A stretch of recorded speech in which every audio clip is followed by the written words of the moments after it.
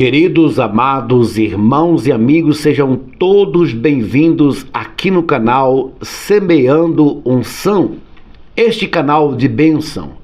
Neste canal tem a série Atos dos Apóstolos e hoje falaremos sim dele, o capítulo 27 da série Atos dos Apóstolos.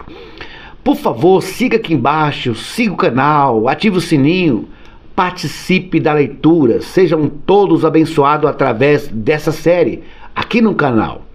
Vamos para a leitura do livro Atos dos Apóstolos, capítulo 27, queridos. Por favor, siga comigo a leitura. Determinou-se que navegássemos para a Itália. Então entregaram Paulo e alguns outros prisioneiros a um centurião chamado Júlio, do regime imperial. Então partimos, embarcamos em um navio de Andrômito, que estava prestes a navegar para algum porto perto da costa da Ásia. Aristarco, macedônio de Tessalônica, nos acompanhava. No dia seguinte, chegando a Sidom e Júlio, tratando Paulo com bondade, permitiu-lhe ir ver os amigos e receber deles o suprimento de sua necessidade. Partindo dali, fomos navegando perto da costa norte de Chipre, porque o vento era contrário. Tendo atravessado o mar ao longo da Sicília e Panífia, chegamos a Mirra, na Lícia. Ali o centurião encontrou um navio de Alexandria, que navegava para a Itália, e nos fez embarcar nele. Navegando lentamente por muitos dias, e chegando com dificuldade a Quínido, não nos permitiu o vento ir mais adiante. Navegamos próximo à costa de Creta, à altura da Salmona, e, margeando-a com dificuldade, chegamos a um lugar chamado Bons Portos, perto do qual ficava a cidade de Lanzeia. Decorrido muito tempo e tendo a navegação se tornado perigosa, porque já havia passado o jejum, Paulo o advertiu, dizendo-lhe: Senhores, vejo que a viagem terá avarias e muitas perdas, não só para a carga e para o navio, mas também para a vida de todos nós. Mas o centurião dava mais crédito ao piloto e ao dono do navio do que a que Paulo dizia.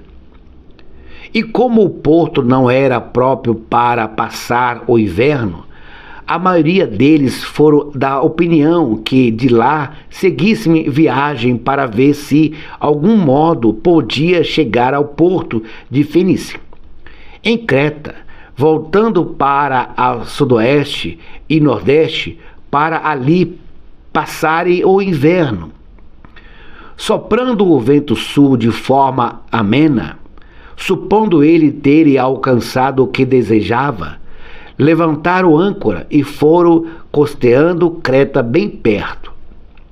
Mas não muito depois, desencadeou-se a partir da ilha um vendaval chamado Nordeste. O navio foi lançado para fora do curso e, sendo-nos impossível navegar contra o vento, cedemos à sua força e nos deixamos levar.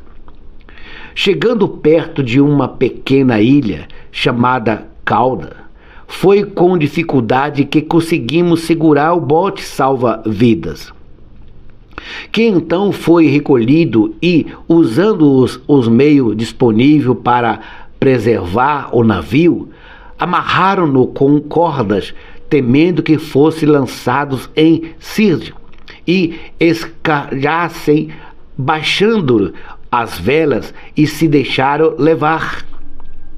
Como fomos violentamente atingidos pela tempestade, No dia seguinte, começaram a jogar as cargas no mar. E ao terceiro dia, com as próprias mãos, lançaram fora a amarração do navio. O sol e as estrelas não apareceram durante muitos dias. Como ainda continuava sendo atingido por uma grande tempestade, acabamos perdendo toda a esperança de sermos salvos. Depois de passarmos muito tempo sem comer, Paulo pôs-se de pé no meio deles e disse: Senhores, deveis ter me ouvido e não ter partido de Creta, para evitar esta avaria e esta perda. Agora nos aconselho que não vos desanimeis, pois não se perderá vida alguma entre vós, mas somente o navio. Porque esta noite me apareceu um anjo de Deus, a quem pertenço e sirvo, dizendo: Paulo, não temas, é necessário que compareça perante César, e Deus te deu a vida de todos os que navegam contigo. Portanto, senhores, tende coragem, pois creio em Deus que acontecerá assim como me foi falado. Contudo, é necessário que sejamos lançados em alguma ilha. Quando chegou a 14ª noite, sendo-nos ainda impelido pela tempestade no mar Adriático, por volta de meia-noite, os marinheiros suspeitaram de que a terra estava próxima. Lançando sonda, acharam 20 braças. Passando um pouco mais adiante, tomaram a lançar a sonda, acharam 15 braças. Temendo que fosse bater em um rochedo, lançaram à popa 4 âncoras e fazia orações para que amanhecesse. Procurando os marinheiros fugir do navio e tendo arriado o bote salva-vidas ao mar, sob pretexto de lançar âncoras pela proa, Paulo disse ao centurião e aos soldados: Se estes homens não ficarem no navio, não poderei salvá-los. Então os soldados cortaram as cordas do bote e os deixaram cair. Enquanto amanhecia, Paulo pedia com insistência que todos que comessem alguma coisa, dizendo: Hoje já é o 14º dia que esperai e permaneceis em jejum, sem comer coisas algumas.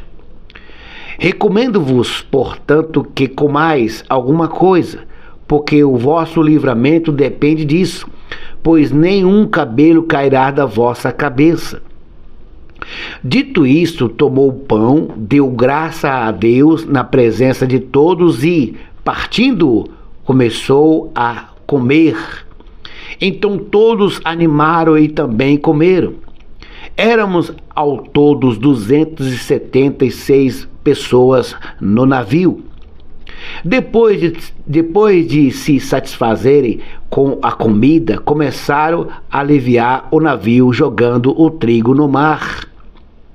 Quando amanheceu, não reconheceram a terra, mas viram uma aldeia com uma praia e resolveram, se fosse possível, encalhar ali o navio.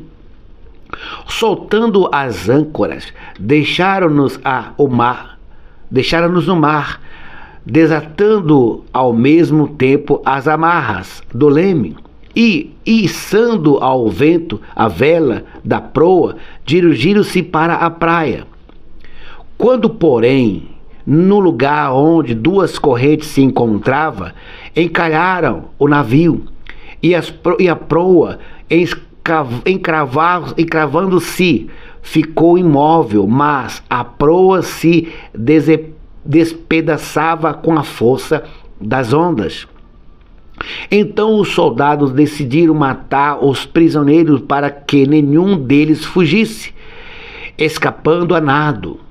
Mas o centurião, querendo salvar Paulo, impediu-lhe este intento e mandou que os que pudessem nadar fosse o primeiro a lançar-se ao mar e alcançar a terra, e que os demais se salvassem, uns segurando-se em tábuas e outros em qualquer destroço do navio. Assim, todos chegaram salvos à terra. Ouça que interessante. O último versículo, versículo 44, diz: e todos chegaram salvos à terra. Agora, o capítulo 27 de Atos dos Apóstolos, aqui na série, tem 44 versículos. E quando eu estive fazendo a leitura, eu percebi algo interessante, que do versículo 1 ao versículo 12, fala que o centurião era uma pessoa boa, com boas atitudes. Deixou até Paulo visitar os seus amigos e irmãos. Mas na hora de ouvir a verdade, não quis. Assim é esta geração de crentes. Vai à igreja, canta, ouve, pratica o evangelho, mas não dá importância à verdade. Pois a verdade é Cristo que ressuscitou dos mortos. Pois é só uma criatura pular, gritar, fazer uma revelação de CPF, cair no chão, revelar, fazer uma profecia, que os seus seguidores da igreja já esquecem que Jesus ressuscitou e que Jesus é Deus. Assim como o centurião também era uma pessoa boa de caráter, deixou de dar ouvido a Paulo, que representa a Bíblia, para dar ouvido ao marinheiro, ao capitão, ao comandante. E o que aconteceu? Levaram eles para a destruição. Assim são muitos religiosos que estão levando milhões para a destruição, porque as pessoas não estão dando ouvido mais à Bíblia, mas sim a homens com suas fábulas. É isso que dá para entender do versículo 1 ao versículo 12. Agora, do versículo 13 ao versículo 26, tem algo também importante. Mostra a situação das pessoas que têm a bênção diante dos seus olhos, mas que prefere dar ouvido aos enganos. Um exemplo: você tem a Bíblia nas mãos. Vários homens e mulheres morreram para que você hoje venha ter uma Bíblia nas mãos. Tem tudo na Bíblia que você precisa. 100% de tudo da Bíblia é bênção, é que você precisa.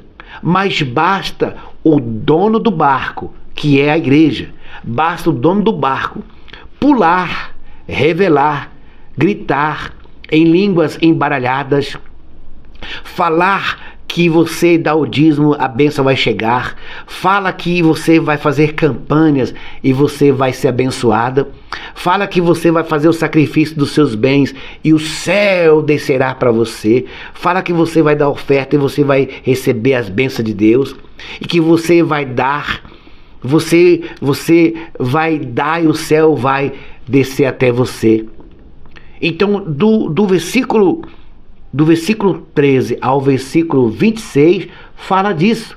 Fala de pessoas que têm a Bíblia na mão, tem a bênção de Deus, que é a Bíblia nas mãos, que mostra o caminho, porque a Bíblia é a luz para os caminhos, é lâmpada para os olhos, mas deixam de ouvir a voz que a Bíblia nos dá, que a Bíblia é a palavra de Deus e é viva.